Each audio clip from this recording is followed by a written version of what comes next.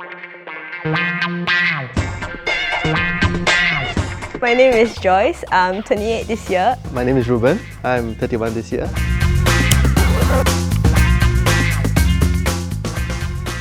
It all started when we both are colleagues at the office. Joyce will send me articles on this couple travel for a year and they only spent X amount of money. It was just something that we both really wanted to do. I think we were just lucky to be able to find someone to do it together with, and it gave us the extra courage. So we started planning for this trip 8 months before we left. We were just sitting at Starbucks one day and we really mapped out the route that we wanted to take. I always remember that day when we actually pressed pay. It was more of a excited but also very afraid kind of decision. I think definitely not a career crisis because both of us had really good jobs. There's some things that you just have to do. We left our full-time jobs, but we were lucky enough to find freelance work along the way. So before we left, we made it a point to tell our friends that, hey, you know, if you see any jobs related to design or copywriting or programming, you know, you can come look for us. And I think we're really lucky. There are a lot of jobs out there for IT professionals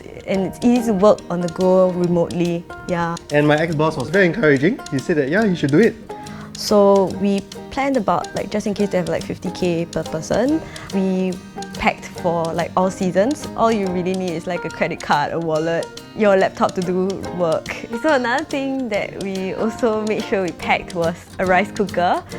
Because we're so Asian, like we definitely need rice in our life. Just have to say, the rice cooker is not an electric rice cooker. It's actually a plastic pot that you can put rice and then you microwave. We didn't bring the actual rice cooker along, if you're wondering. So the good thing about bringing a rice cooker is that we got to cook a lot of meals for our friends who hosted us. One of the sacrifices that you have to make if you want to do this, especially on budget, is you kind of have to let go of some luxuries, of course. I guess cut down on everything else, you know. No need Starbucks, kopi C. Once we booked our tickets, our lifestyle changed completely.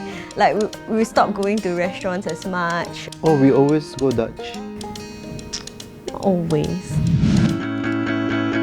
Of course, when we were at the gate, we were like, wow, we're really doing this. It's just a sense of amazement that two of us, like, we're just ordinary Singaporean folks.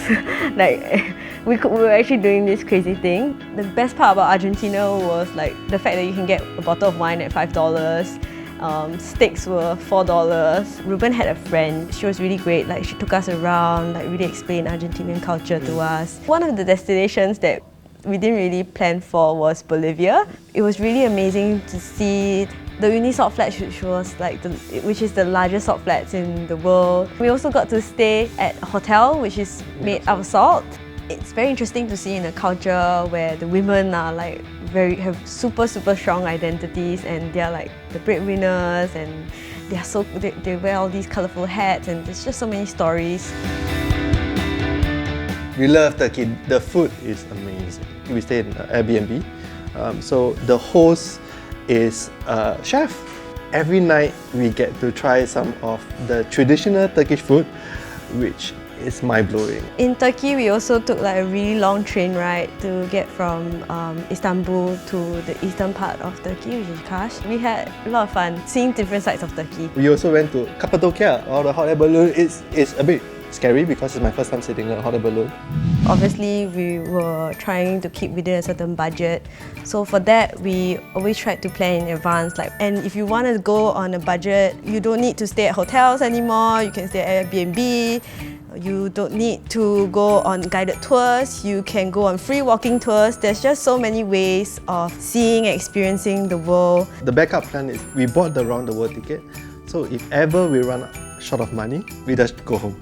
You win some, you lose some. Our trip took us to Germany and we were so lucky that they were the World Cup finalists. So, and they won and that was a different experience altogether. Just to watch the Germans like celebrate. I think we were very worried as well. Like, what if we broke up along the way? What if like we had a huge quarrel? But this trip really taught us to understand each other better. So before we left, we had certain like rules in place. So for example, if we argued, we can't stay angry at each other too long. We cannot be angry when the sun sets. So before we sleep, we cannot be angry at each other. True story. Yeah.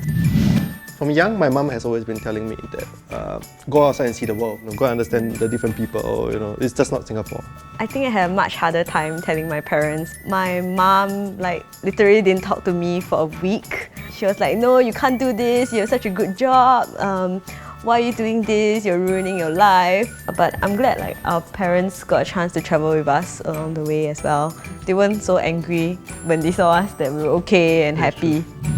I don't regret this at all. This is the best thing that I've done in my life. Really? I'm gonna choose 100%. The best thing in life is to choose me? Yeah. Actually, that's okay, fine. The second best decision I made in my life. Yeah.